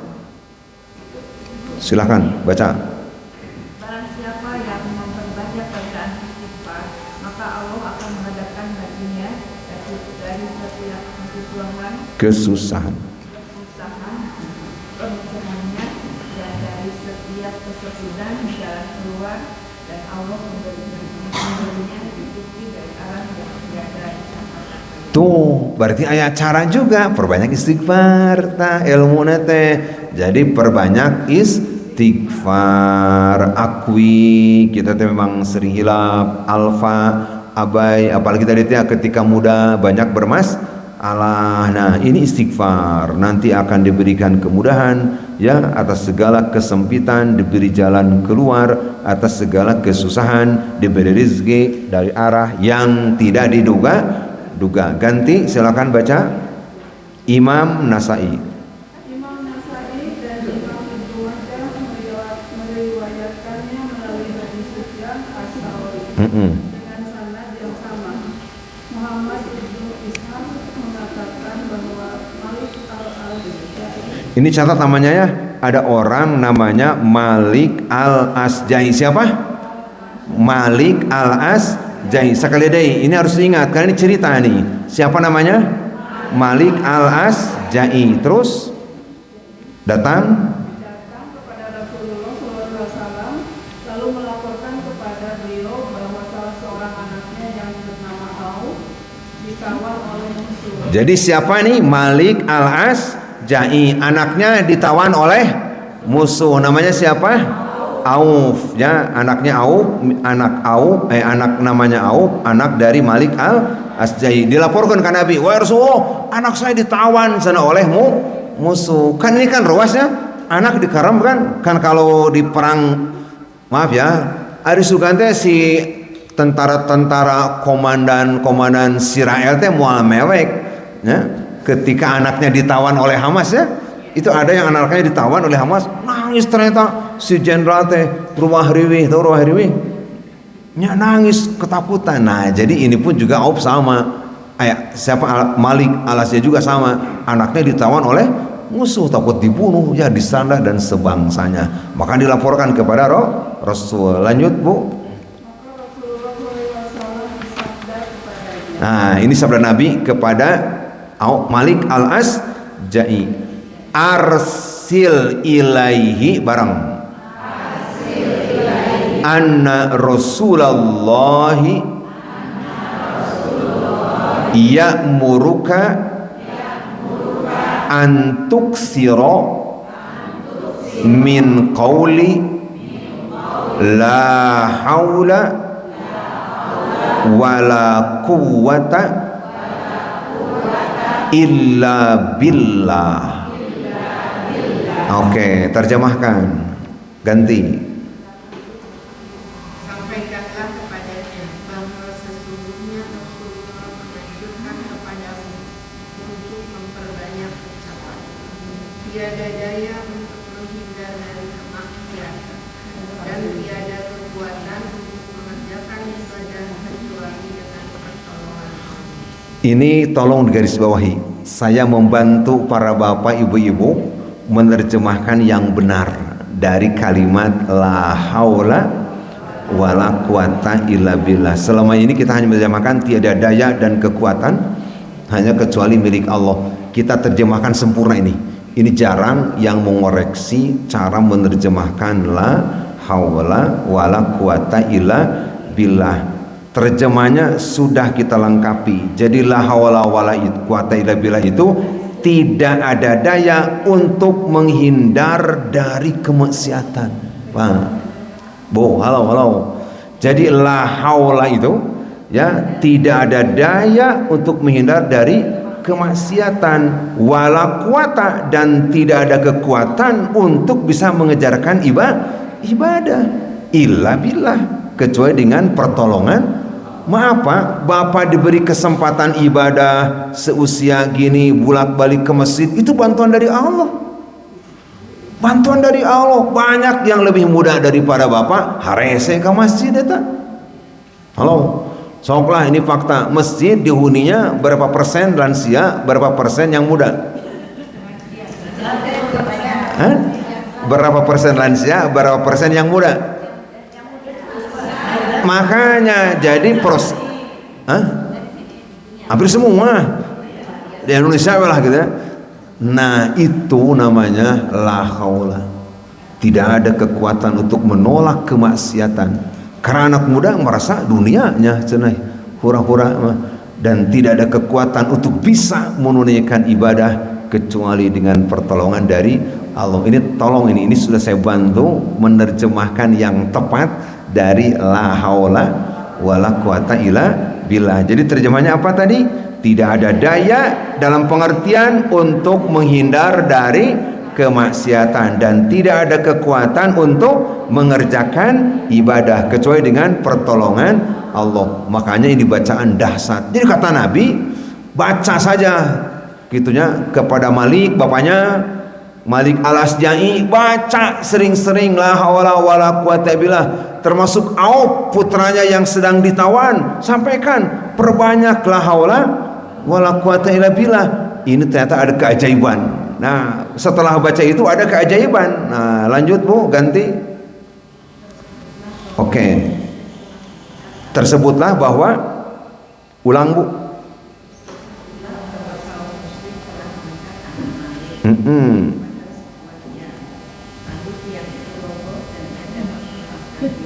Nah, cek saya eta teh keajaiban la haula wala quwata illa billah. Diikat di tiang ternyata roboh dan anaknya Auf bisa kabur. Itu kan dengan seizin Allah. Oke, lanjut.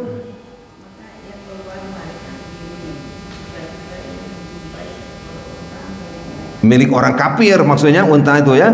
Terus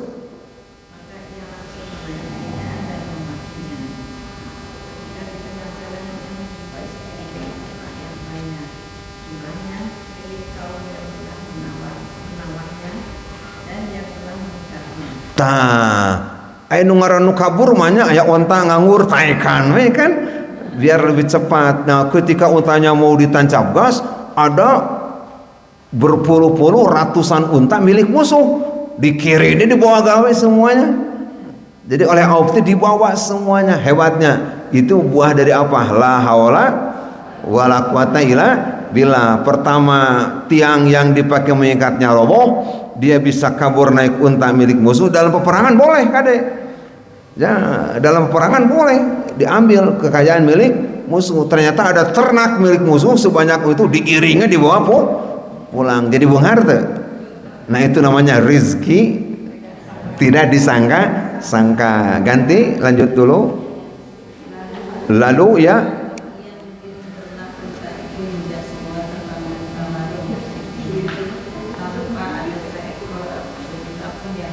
Masya Allah, di sanak sadayana Pak digiring, tidak ada satupun yang nisa. Kan rugi tuh orang kafir. Untung siapa? Auf tadi ya, Auf yang tadi diikat oleh musuh bisa kabur dan bisa membawa semua ternak. Ganti, lanjut. Tiada yang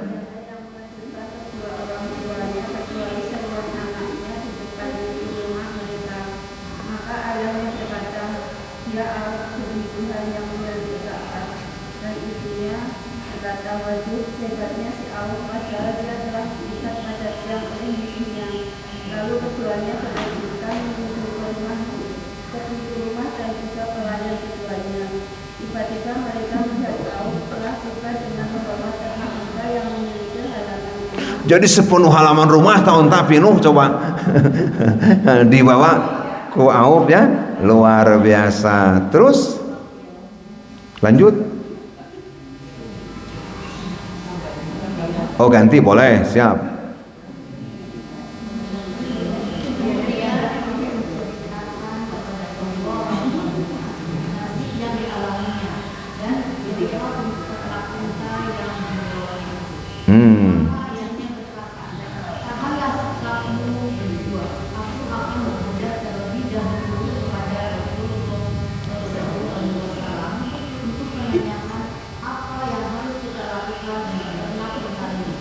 Cenah salamat budak si ayahna bingung, si ayah jeung ibu nama anak selamat dari tawanan musuh jadi bawa onta sepenuh halaman rumah. Ini gimana cenah ini? Cenah saya jadi gampang ya. Diam semua kalian cenah, aku akan datang menemui Nabi. Ini bagaimana urusannya dengan ternak unta yang tiba-tiba banyak seperti ini gitu ya. Jadi konsultasi kepada Nabi. Lanjut ganti. Ayahnya datang,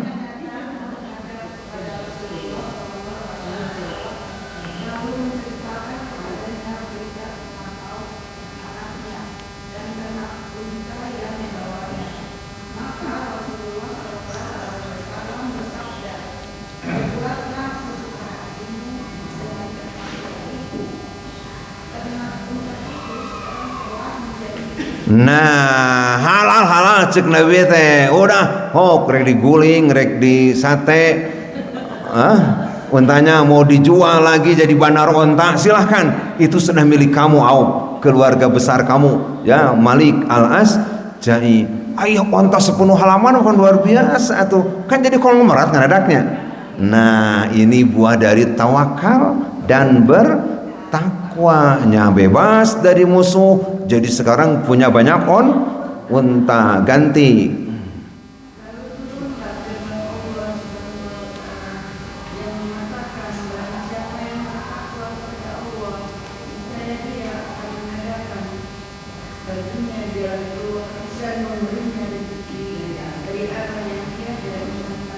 At-Tolak ayat 2 dan itu yang tadi saya bilang di TikToknya jadi ayat 1000 dinar. Ayat nambah 1000 dinar 1000 onta.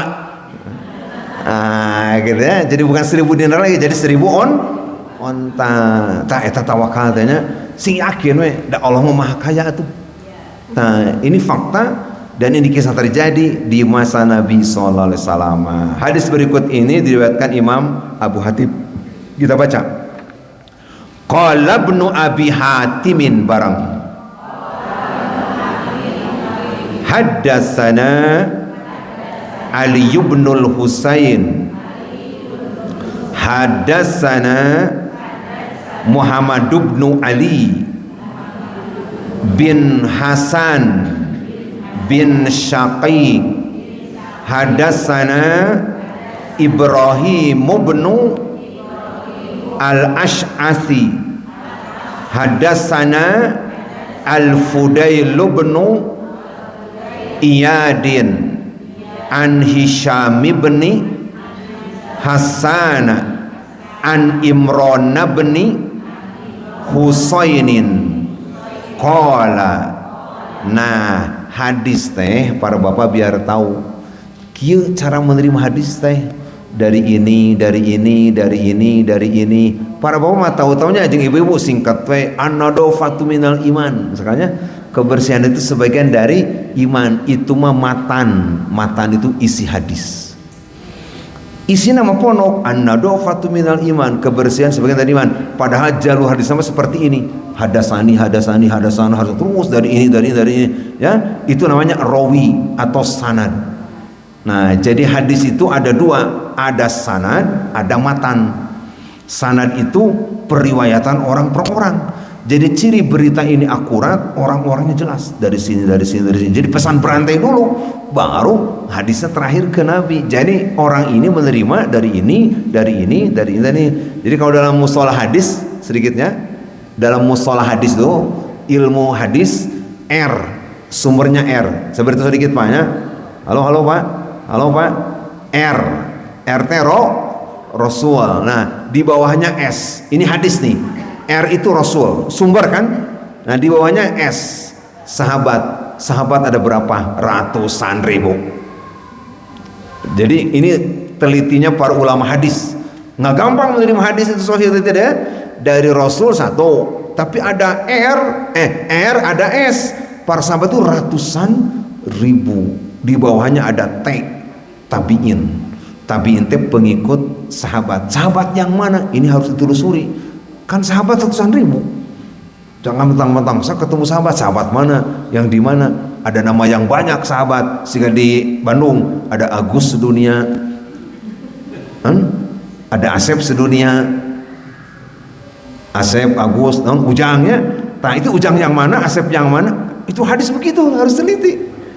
Rasul sumber hadis, ada tabiin mengikuti sahabat yang mana. Dari T ini turun ke bawah tabiut tabiin, tabiut tabiin, pengikutnya tabiin. Ya, kalau tadi tabiin mengikuti salah seorang sahabat, nama tabiin mengikuti tabiin, sesama tabiin. Nah, terus di bawahnya ada ITT, bukan Institut Teknologi Tekstil, bukan ITT, Itabiut tabiin. Tuh ITT, Itabiut tabiin, para pengikutnya tabiin. Baru di bawahnya M itu muhadis. Muhadis teh sekelas Bukhari, Muslim, Abu Daud, An-Nasai, Ibnu Majah, Ibnu Hibban dan sebangsanya. Dari para imam muhadis ini sampai turun kepada para ulama mazhab Syafi'i, Hambali, Maliki, Hanafi, turun lagi kepada ulama-ulama mutaqaddimin terdahulu, ya, Ibnu Rajab dan sebangsanya, sampai turun kepada ulama mutaakhirin, ya, para ulama yang ada di Indonesia. Jadi sampainya sebuah hadis teh capeknya luar biasa. Kita mah tahu-tahu anadofatu minal iman, beres ya. Itu mah isi hadis, padahal perjalanannya panjang tuh. Nah, makanya saya baca utuh nih hadis dengan sanadnya. Baru kita baca qala Rasulullah bareng. Sallallahu alaihi wasallam maning qata'a ilallahi kafahullahu kulla ma'unatin. Nah gitu, kulla ma'unatin wa razaqahu min haitsu la yahtasibu wa maning qata'a ila dunya wa kalahu ilaiha. Silakan terjemah terakhir, silakan, siapa, bebas.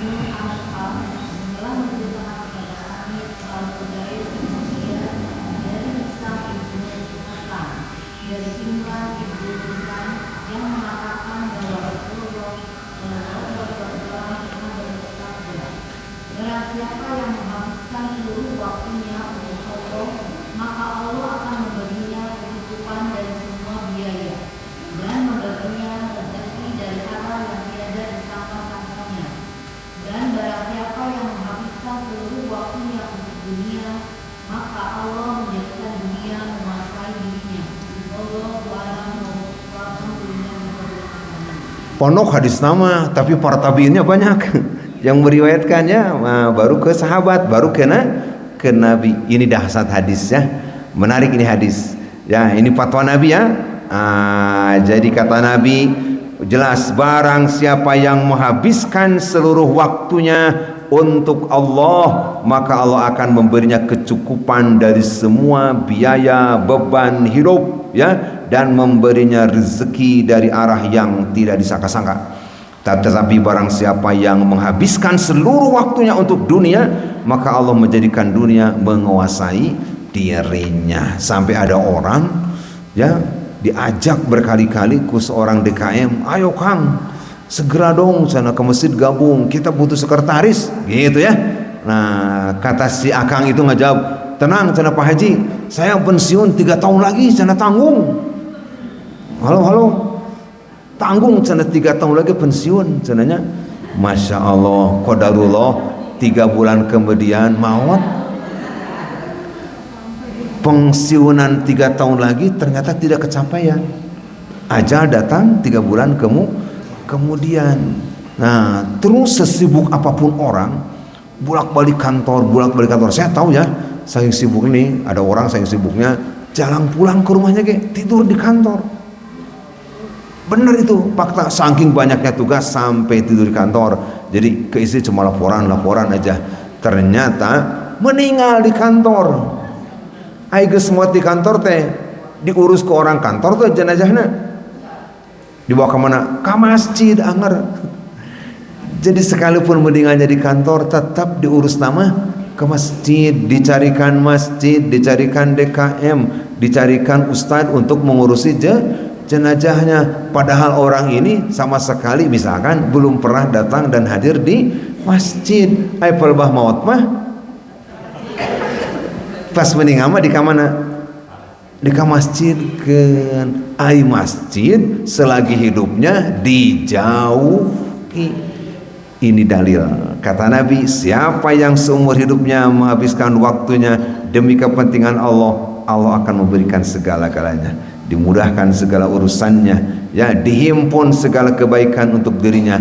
Tapi ada orang sibuk semata-mata untuk dunianya, maka Allah menyerahkan dunia pada dirinya, sehingga dia menjadi orang berpindah dari satu kesibukan ke kesibukan yang lain. Nauzubillahi min dzalik. Apalagi kalau sudah usia seperti ini, makanya masih kena jauh ke masjid. Halo, ya, rasa-rasanya aduh ampun, ya, gitu. Demikian Bapak Ibu yang dapat disampaikan. Silakan Pak Haji, ada apa, ada tanya jawab atau apa? Ini tergantung MC ini ya yang mengatur laju pengajian.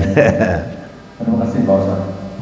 Mungkin ada beberapa pertanyaan nanti sampai jam 12 Pak Ustaz. Boleh, saya duduk di sini aja. Silakan.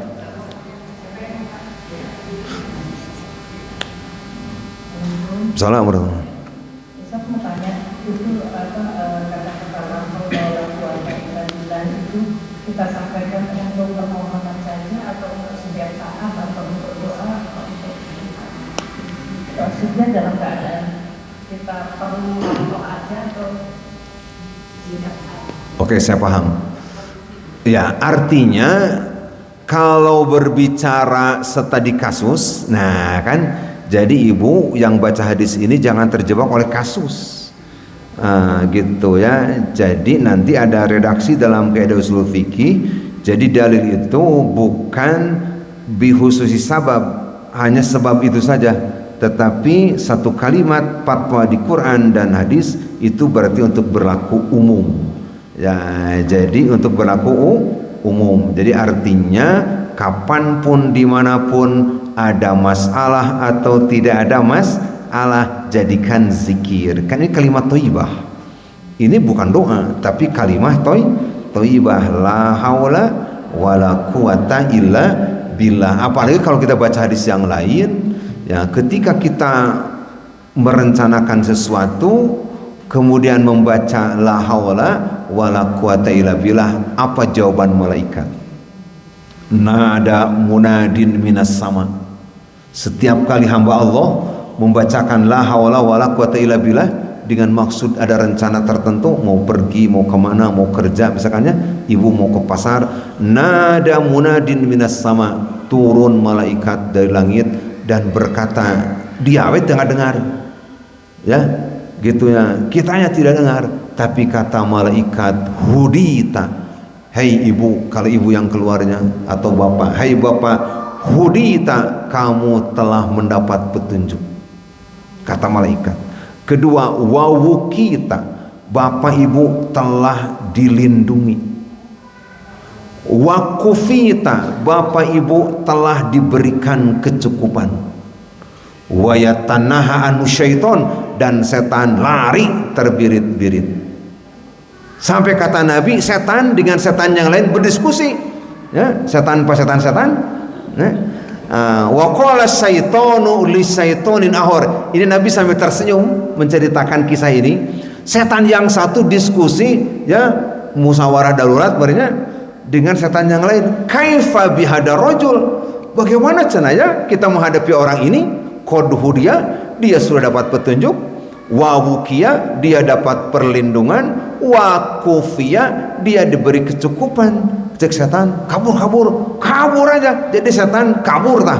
Tewanin ngagoda orang yang benar-benar dengan tulus dan sepenuh jiwa yang mendalami dan memaknai kalimat la haula wala quwata illa billah. Saya ulang banyak. Kalau kita baca ini, dapat petunjuk, diberi perlindungan, diberi kecukupan, setan kabur. Asal benar we, niatnya benar bacanya. Beda jeung norek maling motornya. Nah, la haula teh kalah sial we insyaallah eta mah. Karena penyalahgunaan bacaan ya. Ini penting untuk sabi ya. Jadi ibu jadikan itu zikir, wirid, penghias jiwa. Ada masalah atau tidak ada masalah, la haula wala quwata illa billah. Masih ingat terjemahnya apa? La haula, tidak ada daya untuk menolak sebuah kemaksiatan atau dosa, dan tidak ada kekuatan untuk bisa melakukan ibadah melainkan dengan pertolongan dari Allah. Tah Nabi Yusuf teka goda aku istri raja teh maca eta teh. Jadi temempan secantik dan sehebat apapun istri raja nggak ada. Oke?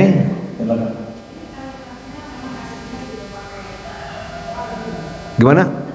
Oh tidak ada. Ada yang pakai tambahan, la haula wala quwata illa billahil azim. Almarhum Syekh Ali Jabir langsung mengkoreksi di TV ya. La, jangan pakai adim. Itu Syekh Ali Jabir. Karena hadisnya seperti ini redaksinya, gitu ya, gitu. Ini mungkin saking ingin abdolnya, mungkin ada yang berinisiatif tambahan pakai adim. Nah, Syekh Ali Jabir pernah mengoreksi. Nah, ada jamaah yang baca itu, la, nggak perlu pakai azim. Itu aja redaksinya. La haula wala quwata illa billah. Ada yang aliyil azim kan dan sebangsanya, gitu ya.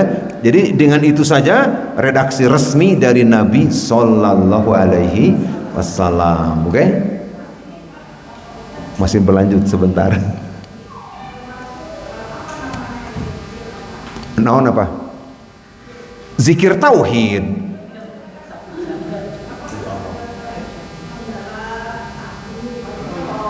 Iya, masuk kepada kalimah thayyibah.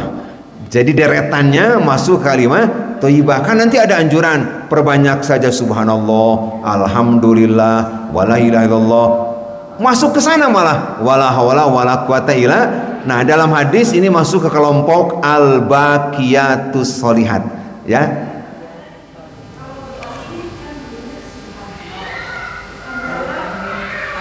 Oh, istilahnya haukalah namanya.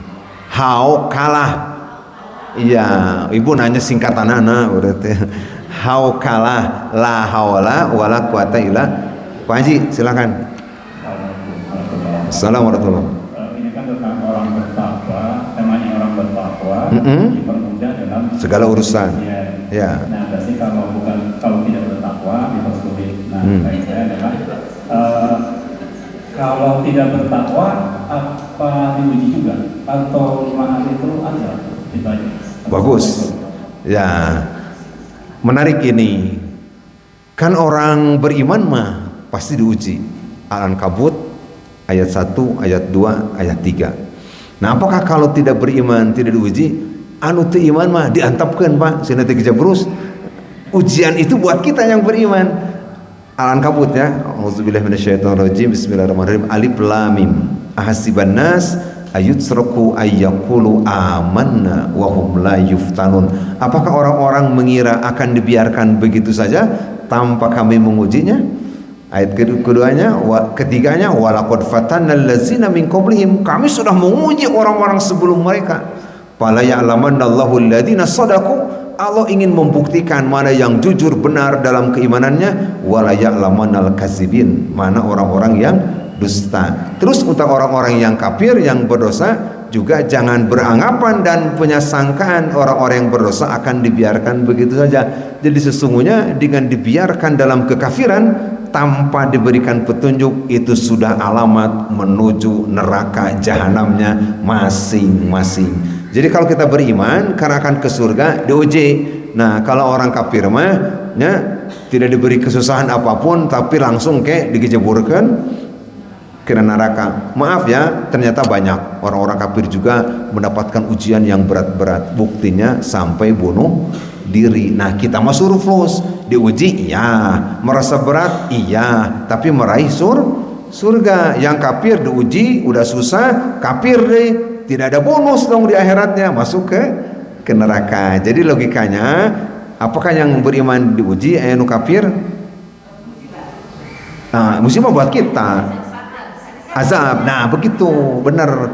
Nah, nanti dalam posisi-posisi tertentu ketika ada orang Islam kena musibah, berarti itu rahmat, kasih sayang dari Allah, dipermudah ke surga. Ketika orang kafir mendapat bencana, kena banjir, kena longsor, itu azaban. Di dunianya sudah disiksa, di akhirat selanjutnya begitu ya.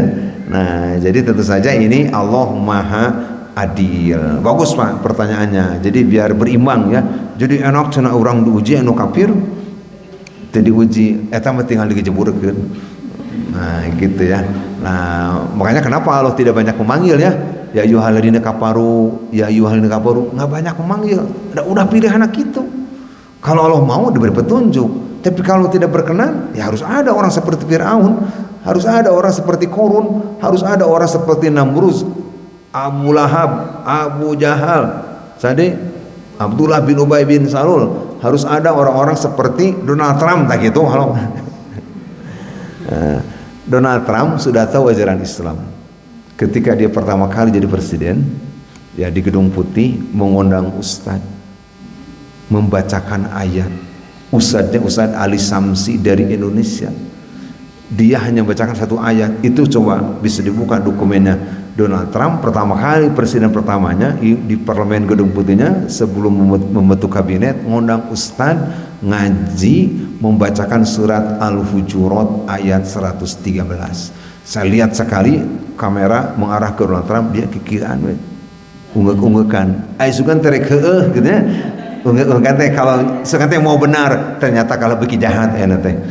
Nah, dia sudah mendengar ayat Quran di parlemennya sendiri di Gedung Putih, dibacakan surat Al-Hujurat, ya ayuhan nas inna khalaqnakum min dzakarin wa unsa wa ja'alnakum syu'uban wa qabaila lita'arufu inna akramakum indallahi atqakum. Begitu diterjemahkan dengan bahasa Amerika, langsung dia ngerti isinya. Ai sugan terek iman kalah beki. Nah, gitu. Nah, gitu Pak ya. Oke. Silakan, ada lagi. Oh, sebentar.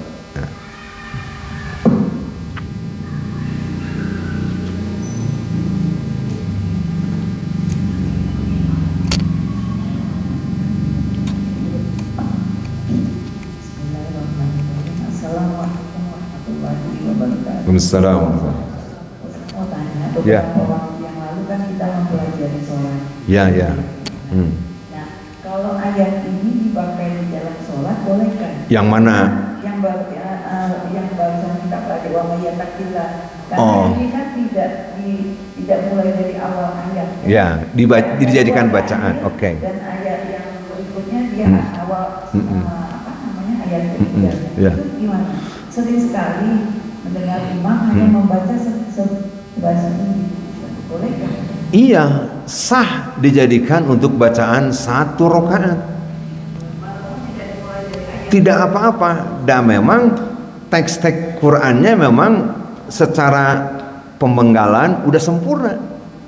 Jadi ayatnya kan tidak utuh, tapi pemengalan tanda jim atau tanda wakofnya sudah sempurna. Dan itu si ustaz sama dengan membaca hitung-hitung baca qul huwallahu ahad gitu. Wa may yattaqillaha yaj'al lahu makhraja wa yarzuqhu min haitsu la yahtasib wa may yatawakkal 'alallah fa huwa hasbuh innallaha balighu amri qad ja'ala likulli syai'in qadra. Lebih panjang daripada qul huwallahu malah. Dan sah dijadikan bacaan sholat. Sok para bapak kalau ngotot mending apal sekalian ayat 1000 dinar dolar mah kelebuh. Nah, kalau dinar mah 1 dinar 4 gram lebih. Nah 1 dinar teh 4 gram lebih.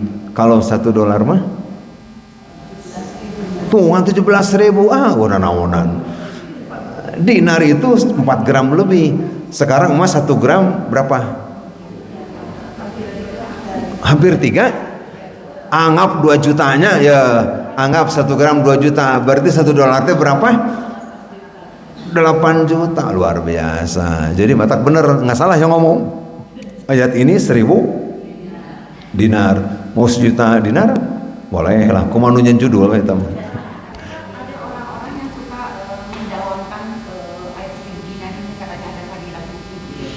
Itu mah sugesti. Tapi saya bilang dengan hafalnya saja sudah ada keberanian. Sudah ada keberanian. Artinya dia tidak datang ke dukun, tidak datang ke paranormal, dia percaya dengan keajaiban ayat ini. Kan tidak salah. Dan itu kembali kepada sugesti masing-masing. Padahal kita mah langsung menerjemahkan, langsung praktekkan ayat ini dengan bacaan kata Nabi, la haula wala quwata illa billah. Padahal sehari-harinya itu aja. Cuma kita tahu judul dari Qurannya, wa may yattaqillaha yaj'al lahu makhraja. Tapi jadi bacaan dia, ya udah alhamdulillah, selama dia tidak berstandar kepada dukun udah benar. Dia hanya berstandar kepada kebesaran Allah. Nggak ada masalah. Di sini jangan disebut kultus, tauhid. Boleh, itu tauhid. Berarti dia bersugesti benar dengan kalamullah. Jadi kalau tidak percaya dengan ayat Quran, mau dengan apa lagi dia percaya? Apa dengan mantra-mantra? Jampe-jampe, ini sudah lurus. Menurut saya ini sudah lurus, sudah tahu tauhid, udah jempol lah gitu. Mangga. Dan dia berkeyakinan kuat. Nah itulah tauhid. Nah itulah siga Bilal. Maaf ya, disiksa Bilal apa cuma ahad. Ilmu Bilal sampai di sana aja. Mu'alaf baru masuk Islam itu disiksa oleh majikannya, suruh keluar lagi baca Lata dan Uja. Fatihah can apa Bilal tehnya? Mun enak apal Fatihah mah Fatihah mau dibaca aku Bilal teh. Nah, dia baru masuk Islam Bu ya. Ini faktanya, contoh ya. Dia hanya bilang ahad dengan keyakinannya Allah menolong Bilal, datang Abu Bakar, dibeli dengan ratusan dinar saat itu. Kata Sumayyah, bodoh cina kamu Abu Bakar, orang yang nyaris mati, hamba sahaya lagi, kulit hitam lagi, bodoh lagi, saya dapat uang ratusan dinar. Oh alhamdulillah. Kata Abu Bakar, saya tidak mempedulikan dinar itu, saya meraih surga. Cicing diketukan si Sumayyah ya. Nah jadi yang dibeli Abu Bakar apa? Bukan orang budak hitamnya, tapi dia membeli surga. Menarik Bu ya, ini bagus. Jadi Bilal cuma mampu ahad. Nah ini bagus sekali. Dia berkeyakinan seperti itu gitu. Wallahu a'lam bishawab. Yang jelas ini tauhid. Nah Ramadan saatnya menguatkan keyakinan kepada Allah. Gitu Pak Haji ya. Time is over. Penutup terakhir.